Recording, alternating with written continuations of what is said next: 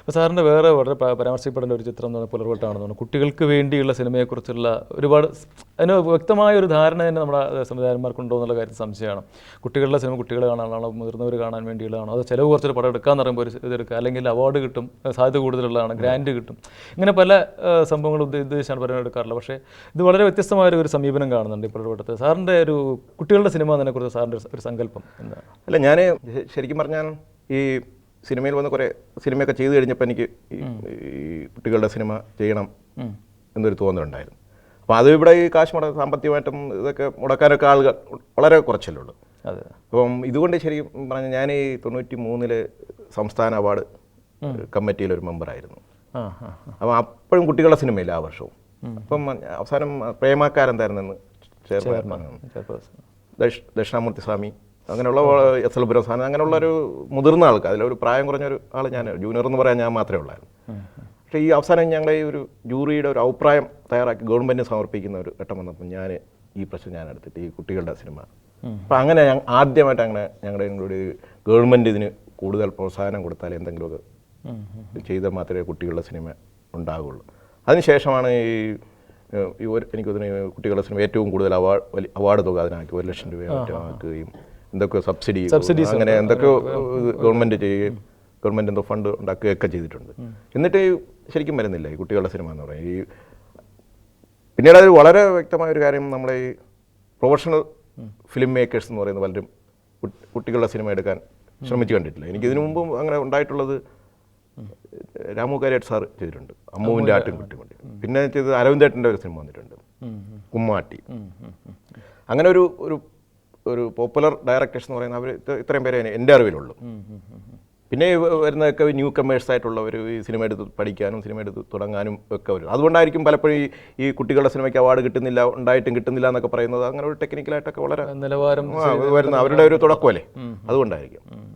അപ്പം ഞാൻ കുറേ സിനിമ എടുത്തുള്ള ഇത് പരിചയമൊക്കെ ഇപ്പം എനിക്ക് നേരത്തെ ഉണ്ടാകുന്നത്. അങ്ങനെ ഈ കുറേ വർഷങ്ങൾക്ക് മുമ്പാണ് മോഹൻ സാറ് ജീവിച്ചിരിക്കുന്ന കാലത്താണ് ഞങ്ങൾ അതിൻ്റെ ഒരു ചർച്ചയും അതൊക്കെ നടത്തിയത്.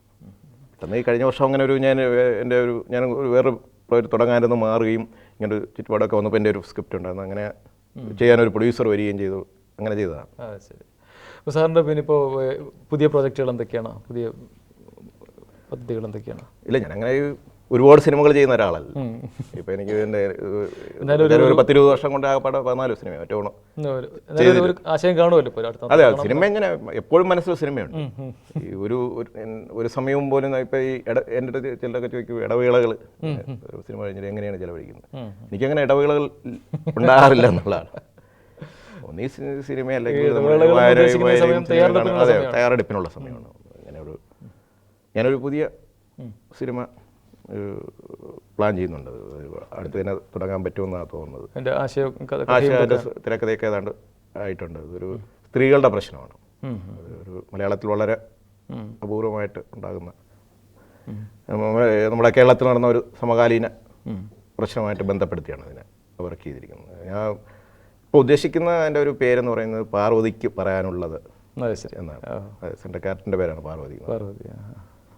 അതിൻ്റെ ട്രൂ സ്റ്റോറി എന്ന് പറഞ്ഞാൽ അങ്ങനെയുണ്ടോ? ശരിക്കും ട്രൂ സ്റ്റോറി എന്ന് ഞാൻ പറയുന്നുണ്ട്. ട്രൂ സ്റ്റോറി എന്ന് പറയുന്നുണ്ട്. ശരി. അപ്പോൾ അങ്ങനെ പാർവതി എന്ന് പറയുന്നത് സ്ത്രീകൾക്ക് പറയാനുള്ള ഒരു വേദി വളരെ അപൂർവമായിട്ട് മാത്രമേ ഉള്ളൂ എന്നുള്ളതുകൊണ്ടായിരിക്കും അങ്ങനെ ഒരു വിഷയത്തിലേക്ക് വരുന്നത്. അതോ ഇപ്പോൾ കാലികമായിട്ട് ഇതിനൊരു വലിയ പ്രാധാന്യം വരുന്നുണ്ട്, സ്ത്രീ പ്രശ്നങ്ങൾ, സ്ത്രീകളുടെ പ്രാധാന്യമുണ്ട്. അപ്പം അങ്ങനെ ഒരു സ്ത്രീ വിരോധിയോ അങ്ങനെ ഒന്നുമല്ലല്ലോ. അപ്പോൾ ഞാൻ ഈ അടുത്ത കാലത്തൊരു സാഹിത്യവുമായി ബന്ധപ്പെട്ട ഒരു പുസ്തക പ്രകാശനത്തിൽ സംസാരിക്കാൻ ഞാനാണ് ആ പുസ്തകം പ്രകാശനം ചെയ്തത്. അപ്പോൾ അവിടെ ഉണ്ടായിരുന്ന ഞാനൊഴികെ ബാക്കിയുള്ള എല്ലാവരും സ്ത്രീ എഴുത്തുകാരായിരുന്നു. ഇപ്പം ചന്ദ്രമതി,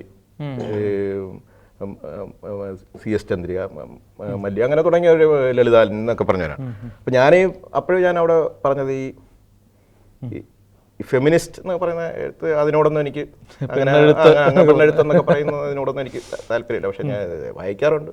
അങ്ങനെ പെണ്ണിൻ്റെ പ്രശ്നങ്ങൾ അവതരിക്കാൻ പെണ്ണ് തന്നെ വേണമെന്നില്ല. എന്നിട്ട് അന്ന് ഞാൻ സൂചിപ്പിച്ചു, എൻ്റെ മനസ്സിൽ ഇങ്ങനെ ഒരു ആശയമുണ്ട് എന്ന് അവരോട് പറയുകയും ചെയ്തു. അപ്പം അതിന് ശേഷം ഉണ്ടായിരുന്നു. അപ്പം അത് പെണ്ണിൻ്റെ പ്രശ്നങ്ങൾ അവതരിപ്പിക്കാൻ പെണ്ണ് തന്നെ വേണമെന്നില്ല. ഏതൊരു കലാകാരനാണെങ്കിൽ അവർ ആ പ്രവർത്തിക്കുമ്പോൾ അവന് ഇന്നതൊന്നും ഇങ്ങനെ വേർതിരിപ്പിക്കുകയും ഈ മൊത്തത്തിൽ ഞാനെതിരാണ് ഈ പെണ്ണെഴുത്ത്, ദൽ സാഹിത്യം, എന്നൊക്കെ പറയുന്നത് അതിനോടൊന്നും എനിക്ക് എൻ്റെ വ്യക്തിപരമായ ഇതാണ്, എനിക്ക് യോജിപ്പില്ല. ഞാൻ അത്യാവശ്യം വായിക്കാനും ഈ സാഹിത്യത്തോടൊക്കെ ഒരു താല്പര്യമുള്ള ഒരാളും കൂടെ ആയതുകൊണ്ടാണ് ആ വിഷയം പറയുന്നത്. അപ്പോൾ എൻ്റെ മനസ്സിൽ ഞാൻ പറഞ്ഞ ഒരു സ്ത്രീകളുടെ പ്രശ്നം തന്നെയാണ് ഞാൻ ഇതിൽ അവതരിപ്പിക്കുന്നത്. ഇതിൽ അത് ശരി. അല്ല, മൊത്തത്തിൽ ജീവിതത്തിന്റെ പ്രശ്നങ്ങൾ ഇതെല്ലാം ഉൾപ്പെടുന്ന തരംതിരിക്കേണ്ട കാര്യമില്ല. വേണ്ട, കാര്യമില്ലല്ലോ. എന്തിനാണ്